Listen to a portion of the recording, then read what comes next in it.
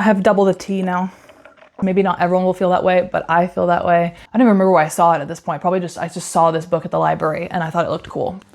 Happy 2026, everyone! Woo! If you don't know me, my name is Trina. I talk about books on this channel, and this video in particular is a video that I've been so excited to make. It is my top books by genre for 2025. So it is essentially my favorite books of 2025, but sorted into genre categories. I just really want to share my favorite books, you know, the books that made this year special to me. And I also do want to tier rank all of the books I've read this year, don't get me wrong, but I wanted to do this video specifically first before I make that tier ranking so that I can sort of see what books I pick from my lists as my favorites and then see what books I pick as my favorites when I'm actually tier ranking them. So I'm wondering if that's going to be different, especially because for this video, I find it really useful to sort my favorite books by genre. I find it kind of hard to compare like my favorite novella with my favorite nonfiction book. They live in such separate categories in my mind. They serve different functions in my life. So we're gonna go through all the genres I read this year in which I have a favorite book. I've also read some genres in which I didn't give any book 5 stars. So we won't be talking about those genres. We'll just be talking about the ones in which I have a book to talk about. Honestly, looking at my favorite books for this year, I don't think this year was as good as 2024 was in terms of finding new favorites. That's my bad. I don't really know what happened. This year was kind of like so-so, but there were some highlights. Before jumping into this, the main rule is just none of these books are rereads for the year. Some of my rereads were my favorite reads of the year, but they're books that I've talked about for previous years, so it wouldn't feel right to mention them for this list, so we're not going to.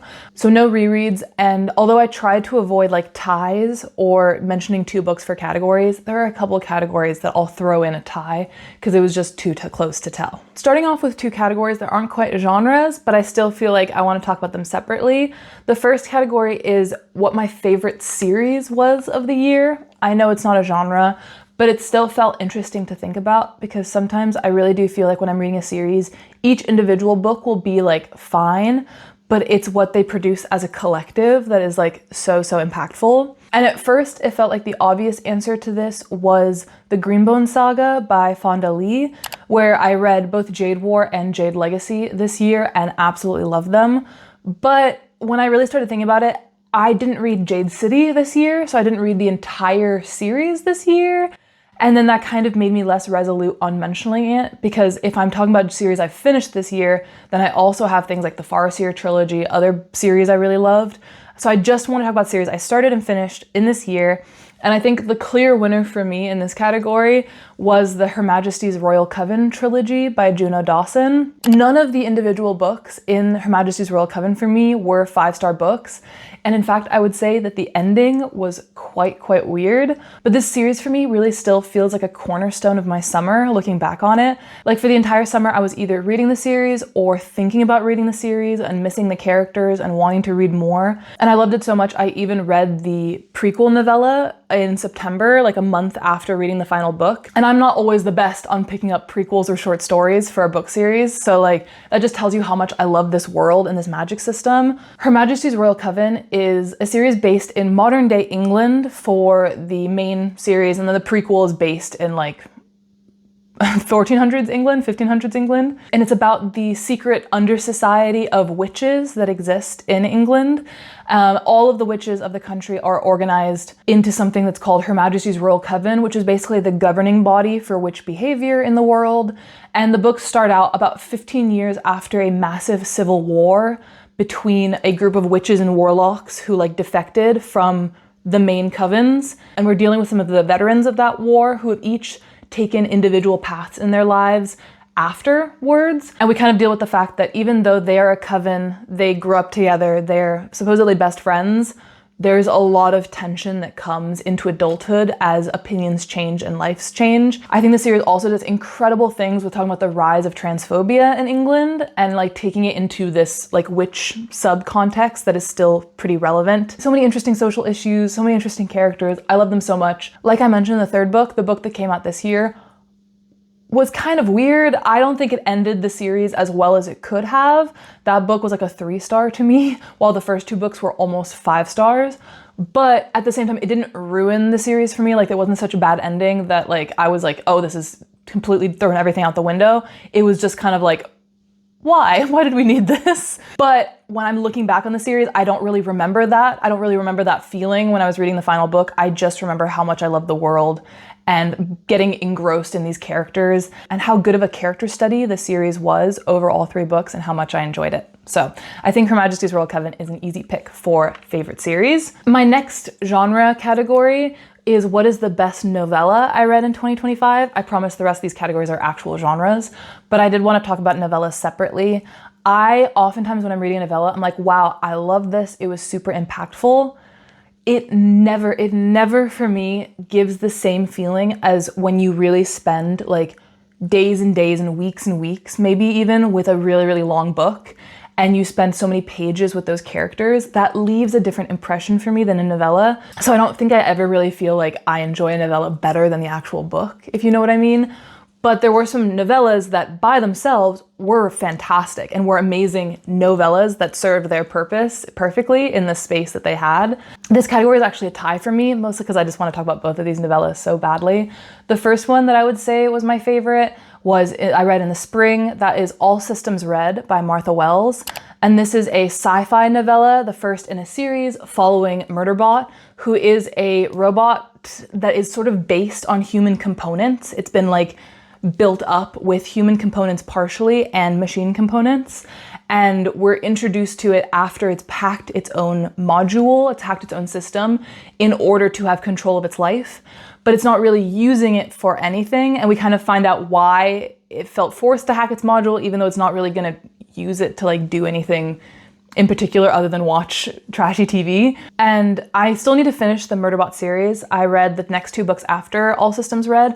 What I think were both still good, but I think the first book, All Systems Red, does the best job at capturing this like incredible identity crisis in the main character Murderbot, this identity crisis between being robot and being human, and what it is perceived as and what it actually feels like inside, and setting up the crisis that's going to continue over the whole series. And it was just so meaningful to me, and I think it did everything that a good sci-fi should in terms of talking about societal questions and making this debate that is on the surface about machine versus human, but can also be interpreted as a question of gender identity and presentation and performance of humanity in just like so many great ways. So I loved All Systems Red. I really want to reread it and continue the Murderbot series, so I will be doing that soon, absolutely. And the novella that I have tied for All Systems Red that I read back in September, and I was so shocked by how much I love this,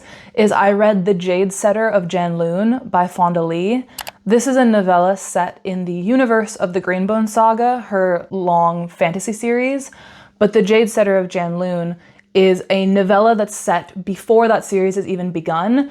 And while some of the characters from that series are in it, they're kind of on the periphery of the story. Although don't get me wrong, I loved seeing those characters again. If you have read the Greenbone Saga and you haven't read The Jade Setter of Janloon, you absolutely should, because getting to see some of those characters, Hilo and Lan in particular, in the background of this story was just, I was so giddy. I loved it so much. But the main thing that I think makes The Jade Setter of Janloon so good on its own as a novella is that the whole series, this world that we exist in, we primarily follow in the main series groups of kind of like mafia families, leadership families, clans in a country called Kekon that hold control over the country's resources, sometimes for the better, sometimes for the worse.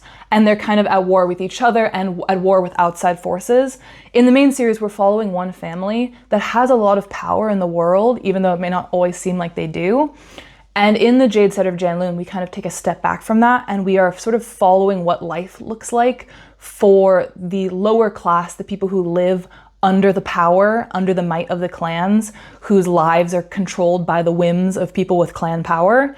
And I think that Fonda does such a good job of expanding that part of the universe and at getting you really attached to some kind of questionable characters. In particular, the main character of The Jade Setter of Janloon is Pulo, who is a Jade Setter's apprentice who gets into a bit of trouble and has to kind of solve a mystery. So there's a bit of like a mystery fantasy vibe going as well in this. And Pulo is kind of a questionable character who doesn't always think or say or do the right thing, But by the end of the story, I was so attached to him and I was so happy with how he found himself and how he grew in the story. And yeah, I really, really love the Jade Setter of Janloon. I do think it's better if you read the actual series first, so it's not a really good novella recommendation.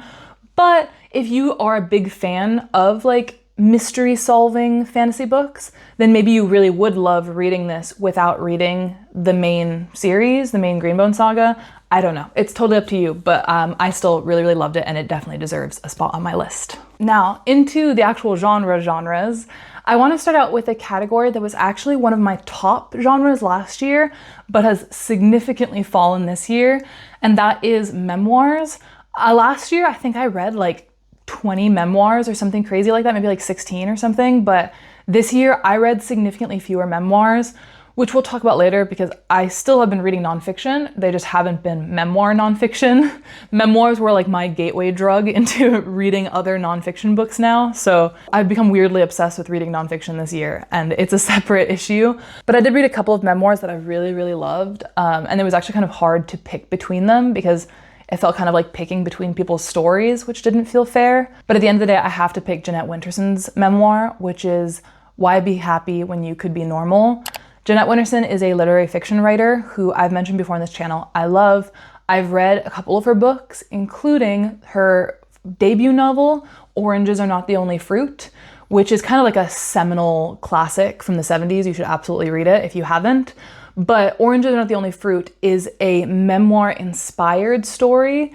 And in Why Be Happy When You Could Be Normal, Jeanette Winterson kind of explains that in the 70s, writing memoirs was not like a thing you did. It was not popular. It wasn't as cool as it is now. So in 2011, though, now that memoirs are more of a thing, she's kind of going back and writing a more detailed, accurate, less fantastical, but still kind of fantastical memoir of the life that we got introduced to in Oranges Are Not the Only Fruit. I do think you can read this memoir and get a lot out of it without reading Oranges Are Not the Only Fruit, but I would say reading Oranges first really, really helped me enjoy Why Be Happy When You Could Be Normal even more so. And it's also obviously, because it's written by an author, about an author's life, it's way more well written than a lot of other memoirs. It's so beautiful. The writing in certain parts, I was annotating like crazy.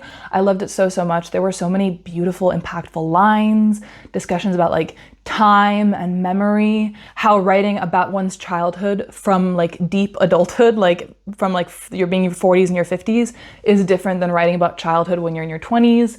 And I love her writing, so obviously I love the writing in this. Maybe not everyone will feel that way, but I feel that way. And I also just think that her relationship with her mother, as devastating as it is also like really beautifully described in this.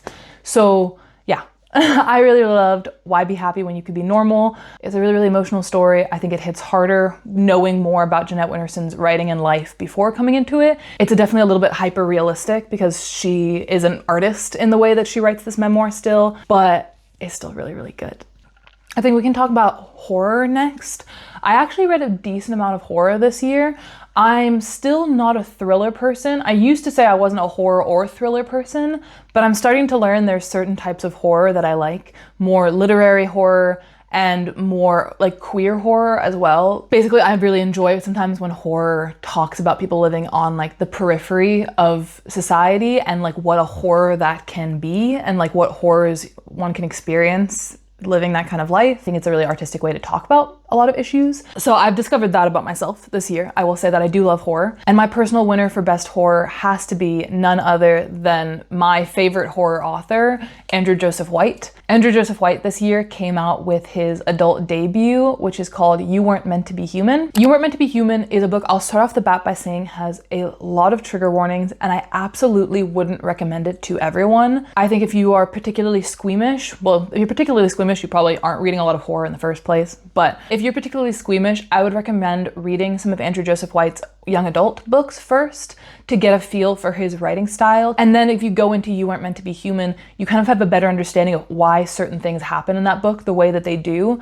And they don't feel quite as gratuitous as they might feel otherwise. Like, there are definitely some people I could see reading You Weren't Meant to Be Human and thinking like this is just gratuitous violence and like it's horrific to read and it doesn't serve any purpose. I think it serves a really, really strong purpose. And I really, really loved it. But that is my like forewarning that this may not be the book for everyone. But You Are Meant to Be Human is a sci-fi horror that's set around a kind of like hidden cult of aliens, but the aliens can't really do anything. They're kind of stuck in one room. They exist as kind of like a hive mind, a hive of like these disgusting like worm creatures. They're not really adapting to Earth's climate very well, so they need humans to do their work for them. And we're primarily following Crane, who is a trans man and has kind of run away from home, has run away from his life because he was dealing with a lot of mental health struggles when he was younger that made him like kind of susceptible in a moment of like deep sorrow and weakness to the influence of these aliens who bring him into the cult. Now he is dating someone in the cult, this like really violent guy, and that leads to him becoming pregnant in the beginning of the book. And the whole book is kind of dealing with the body horror that is this pregnancy that Crane does absolutely not want to have, and the way that the cult manipulates him through the pregnancy. If you can't already tell, this deals with so many important, interesting social issues. I love the way that Andrew Joseph White talks about issues of queer identities through body horror, because it just feels so relatable. It feels so accurate sometimes to just like the horror that is existing in a body in this world, especially if you're not existing in the body that feels right for you, and how that hurt can make you really vulnerable. So yeah, I love this book. That came with a lot of explanation because I don't want people stumbling across this video to be like, oh, let me go pick it up, without properly reading the trigger warnings and preparing yourself for like a pretty gruesome story, but a really impactful one too, I think. I read it in like 12 hours. I absolutely couldn't put it down. I think Andrew Joseph White is so good at what he does, and I will read every book that he writes forever, probably, because I'm obsessed, and I've loved all 4 of his maiden novels that he's published. So yeah, that was my favorite horror. Unsurprisingly, Andrew Joseph White. My next category is a bit of a step back, a little bit of a chiller pace. We can relax for a second. My next category is my favorite romance novel of the year. There was a point in this year, you may remember, where I was really worried I wouldn't have a favorite romance novel of the year. And for my, like, basically my second or third most read genre of books, that would have been a disaster. I was like, why am I reading this genre then if I'm not getting any new favorites out of it? I was kind of losing faith in the romance genre as a whole. So the middle of the year, I did like a reading vlog to find a 5-star romance. And I did find one in that video. And then directly after finishing that video, I read a romance book that just blew that one out of the water and just became my absolute new favorite. And that is, of course, Book Lovers by Emily Henry. Now, I think Emily Henry is so talented at writing a very specific like type of relationship and a type of literary fiction relationship where I think all of her romances are good, are well written, they have fun banter, I like them all. But Book Lovers for me was something special because it just hit like an extra emotional note for myself. I got really attached to the main couple, Nora and Charlie, who are both dealing with individual family issues that are so personally relatable to me. They basically know each other in New York. They're both working in the publishing industry. And then on kind of a flip of its head of the trope of like big city girl goes to the small town, they both go from the big city to visit this small town. It turns out Charlie is from that small town. Nora is visiting with her sister, and her sister and her are kind of going through some problems. They're dealing with the grief about losing their mother like 5 or 6 years before the book started. So Nora is both trying to manage her relationship with her sister while also now kind of being forced proximity with her rival from the city, Charlie. She's falling in love with Charlie, but not necessarily falling in love with the experience of living in a small town, which I just think is such a fun, I love when tropes are reversed or played with like that. And there were just some passages near the end of the book when Nora is finally confronting her sister about their relationship issues that had me weeping, like sobbing, crying. Like I had to call my sister afterwards and I was like, I miss you. And it was so emotional to me, but it still is an amazing romance. Like the banter for me hits perfectly. I love Nora and Charlie together. I think that the way they came together in the end made a lot of sense, and they both dealt with their interpersonal issues before dealing with each other in a way that was very mature and enjoyable to read. And yeah, if you're gonna read an Emily Henry book, maybe don't start with Book Lovers because it'll make every book afterwards feel worse. but also start with Book Lovers because it's amazing and I love it so much. I think she has different genres of her books that work for different people, like different character archetypes that she likes working with that certain people enjoy and other people don't. And for me, I am in love with the archetype of Nora and Charlie. I love them so much, and it was absolutely my favorite romance book of the year. Okay, Miserably, we are in northern Sweden, so even though it is only 2 p.m., the sun is setting. So we have to speed this up so that we're not filming in the dark. I really tried to start early, and even though I started early, the sun is still setting. That's fine, that's fine. The next category I want to talk about is Best Classic. And I was kind of excited for this category because compared to some previous years, I actually read a lot more in this category than others. And like from a broader range. In past years, I pretty much only read Jane Austen. And then this year I read no Jane Austen, which is like shocking, but maybe I just needed a break and then I'll come back to her soon. But this year I read The Brothers Karamazov by Dostoevsky. I read Another Country by James Baldwin. I read Rebecca by Daphne du Maurier. All of them older classics, amazing books. None of them hit me as hard as the winner of this category, which is actually kind of more of a modern classic. But I read Notes of a Crocodile by Miaojin, translated by Bonnie Huie, which is a Taiwanese classic from the 1990s, the early 1990s. It's a classic. Okay, I searched. I was like, is Notes of a Crocodile a classic? It is definitively a classic. It's just a little bit newer than some of the other classics I read this year. But this one was the winner. This one had to be the winner. I loved Notes of a Crocodile. This is one of my like all-time favorite books. I think it's now on my all-time list. I probably want to reread parts of it because it's one of those books that I like maybe didn't pick up on all of the metaphors, but it was gorgeous. This is a book told from the perspective of a young woman in college called Lazi, who is struggling after falling in love with a classmate in her first semester of college or second semester of college. And the classmate is another woman. And while she's dealing with this romance, she also interacts with two other couples in the book. Two men who have some sort of relationship with each other, and then two women who have some sort of relationship with each other. It's all very vague. None of their relationships are particularly healthy. Lazi's relationship with the girl that she's in love with is certainly not healthy, but it's this kind of like beautiful literary fiction style book where it's interspersed with this metaphor about the crocodile in like a kind of society where crocodiles are these pariahs, and you see how she sees herself as the crocodile. She sees herself as this monster because she loves women and she is a lesbian, and that part of her identity she really struggles with. And it's just gorgeously written, and there's so many amazing passages. And also just like the reason I mentioned the translator too is because I think the English translation is so beautiful and so well done. I love Notes of a Crocodile. For me, it really serves the purpose of a classic in terms of it's talking about this time of cultural upheaval in Taiwan. It's talking about social issues that were particularly pertinent for the time that are now still relevant to study. And if you're looking to get into more translated literature, I think you should totally read Notes of a Crocodile. It's just an amazing book. In a somewhat similar vein to classics, but a little bit different, I want to talk about Best Literary Fiction I read this year. They're also both queer literary fiction books. For me, I had a really good year with queer literary fiction. Notes of a Crocodile and these two books I'm going to talk about were just like so impactful. The first one I want to talk about is Under the Udala Trees by Chinelo Okparanta. This is a book by a Nigerian author set in Nigeria, kind of following the life of the main character, Jeoma, as she grows up and falls in love with a girl in her youth that makes her realize that she is a lesbian, that she's only attracted to women. But then because of social pressures, she kind of pushes that part of herself down, entering adulthood. And kind of similar to Notes of a Crocodile, it's heartbreaking.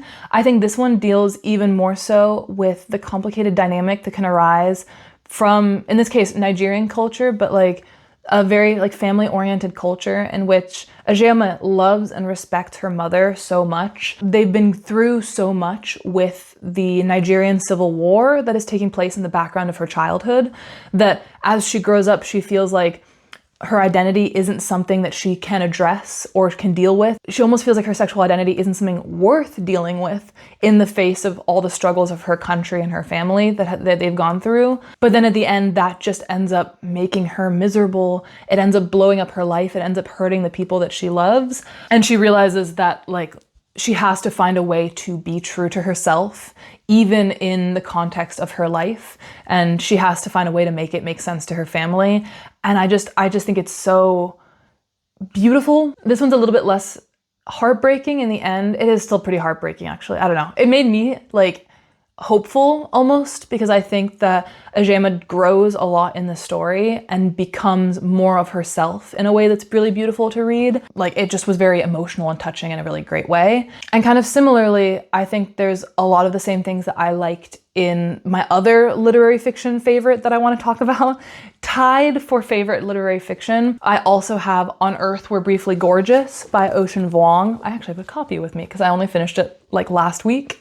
I finished it in the last few weeks of December. This book is especially well written. I think that the poetic writing in On Earth We're Briefly Gorgeous is its primary draw. It's just so rich with metaphor and meaning, and the emotion that you draw from the story comes primarily from its really like rich metaphors that are just gorgeous. You can definitely tell that Ocean Vuong was a poet before writing this book. But this is a story about a character called Little Dog who fled Vietnam with his whole family in his childhood. And the book is written from the perspective of Little Dog writing to his mother as an adult. So he's in his late 20s writing to his mother with the knowledge that she's probably never going to read this letter or read what he's written because she has never been taught to read or write.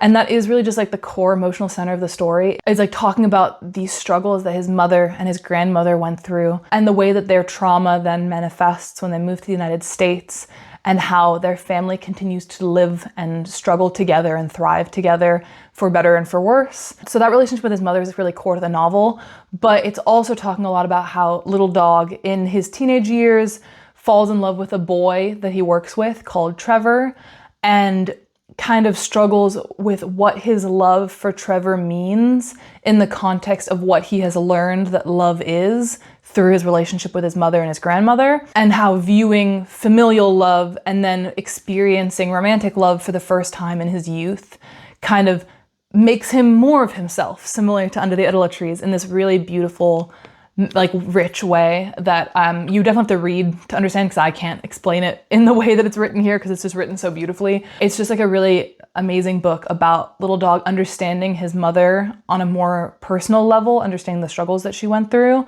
while also trying to share with her in the only way that he can what his struggles look like with his identity.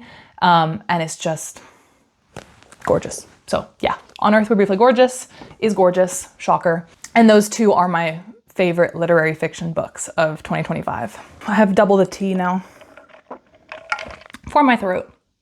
We are on to my top 3 categories, my top favorite categories.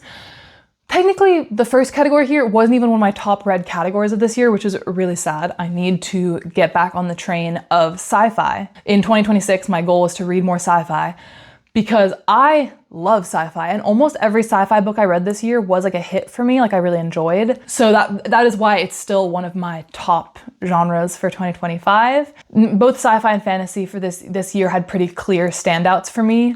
My favorite sci-fi book I read this year has to be Infinity Gate by M.R. Carey. Infinity Gate is a sci-fi book that starts off being set in modern day Lagos on Earth, on a version of Earth, but it's on a version of Earth that is facing catastrophic collapse. Basically, every country is at war with itself, all the world is collapsing, and we're following one specific scientist who is kind of just obsessed with her realm of study and fully just ignores that the world is collapsing and kind of just stays on this scientific bunker location while all of her other colleagues flee. And what she's working on and what she figures out after her world is already gone is the trick to interdimensional travel.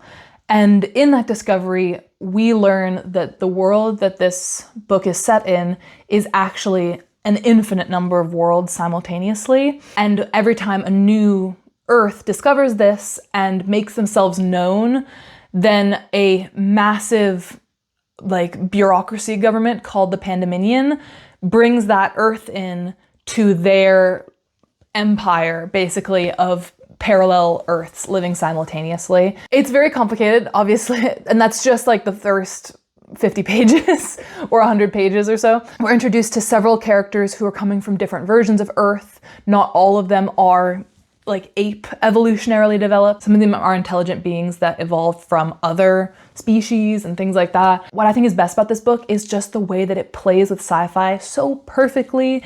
It explores everything you'd want a book talking about interdimensional travel to explore. You also get a really character-focused view. I'm a character-based reader.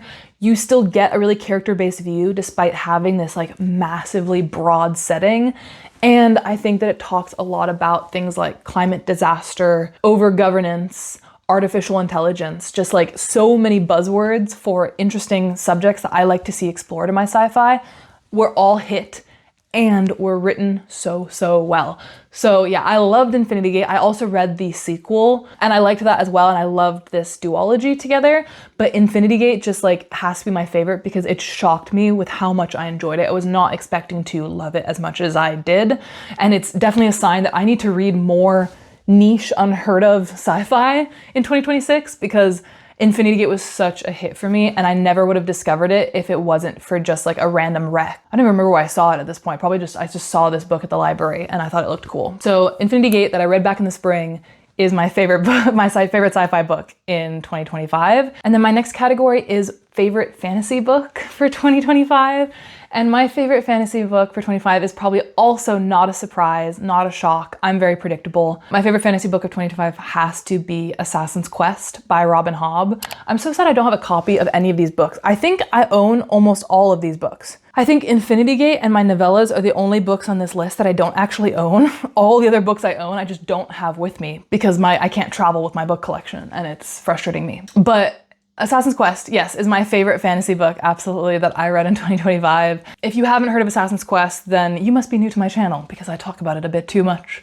But this is the third book in the Farseer trilogy and the third book in the broader Realm of the Elderlings, which is a massive 16-book fantasy universe by Robin Hobb that has like different inner stories. And the first inner story is the first trilogy, the Farseer trilogy, which is following a young boy called Fitz, who is a royal bastard in a kingdom called the Six Duchies. As he grows up as a royal bastard, is trained both as an assassin, but also kind of comes to terms with what it means to be a royal bastard in this world where he's a threat to the royal lineage, so he has to make himself useful, he has to show his loyalty, but also the people that he's supposed to show loyalty to will never fully claim him, will never fully embrace him as family, so he's kind of doomed to be perpetually lonely. I love Fitz so much.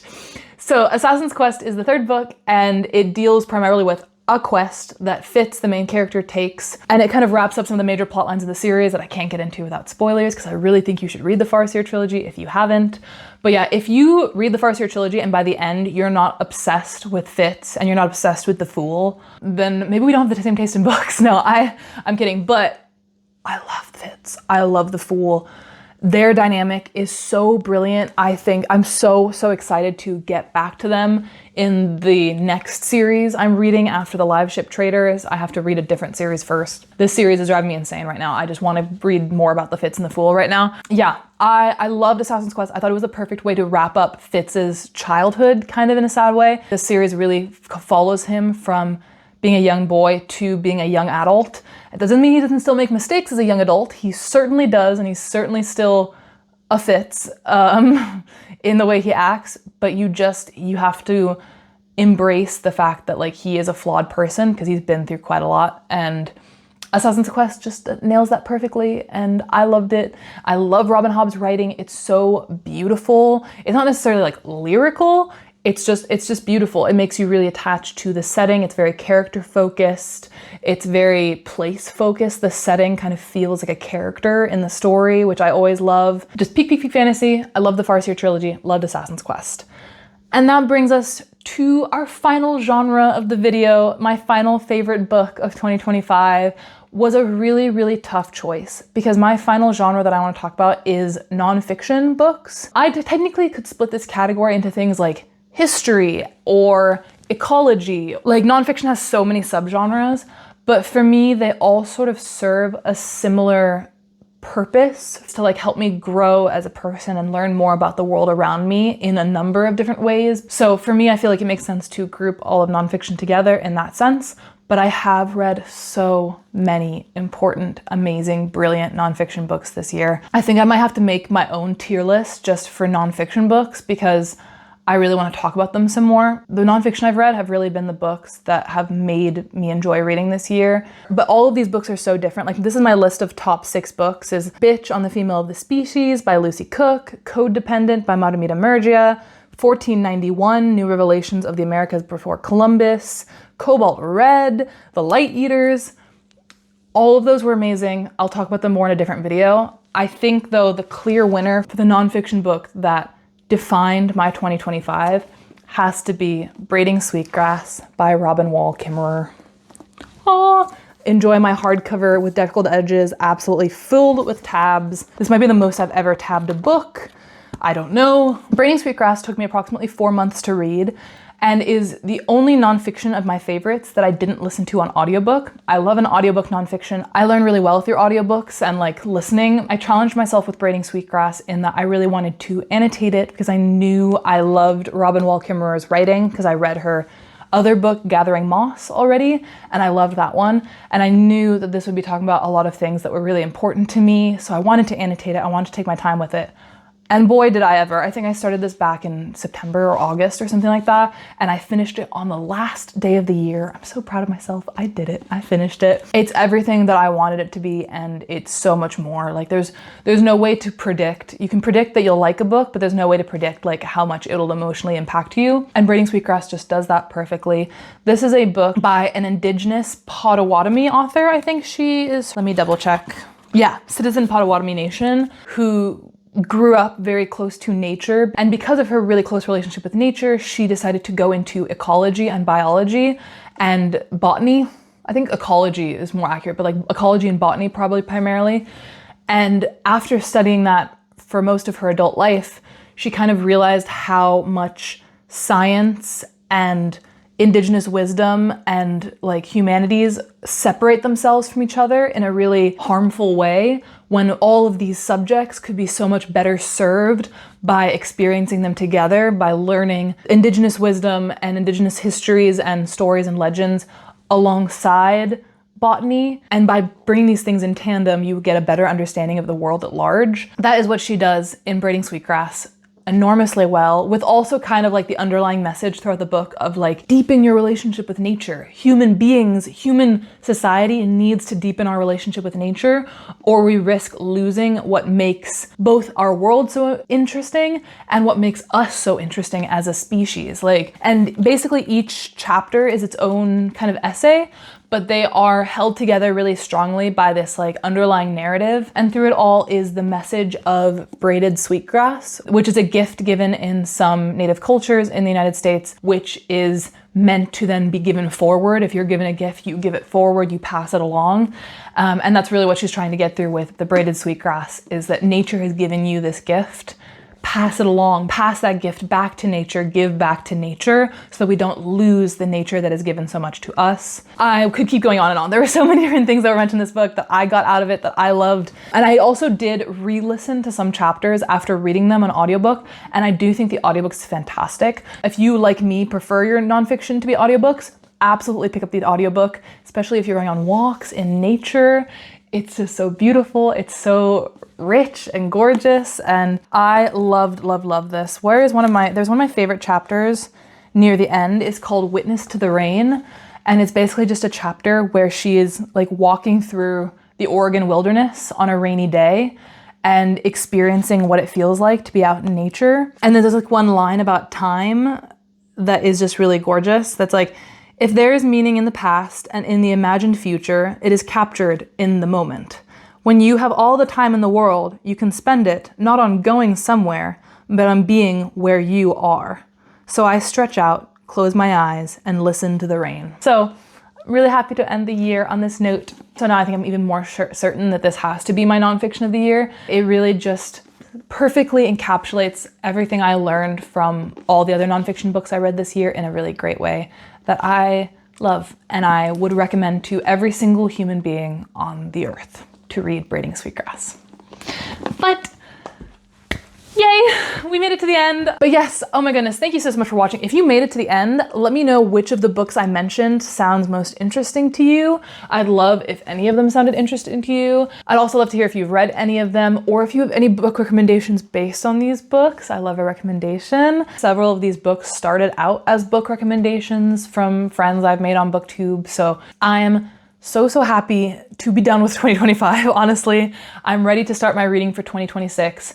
Winter is always a slower reading period for me, so thank you for bearing with me through these dark days. The sun has set.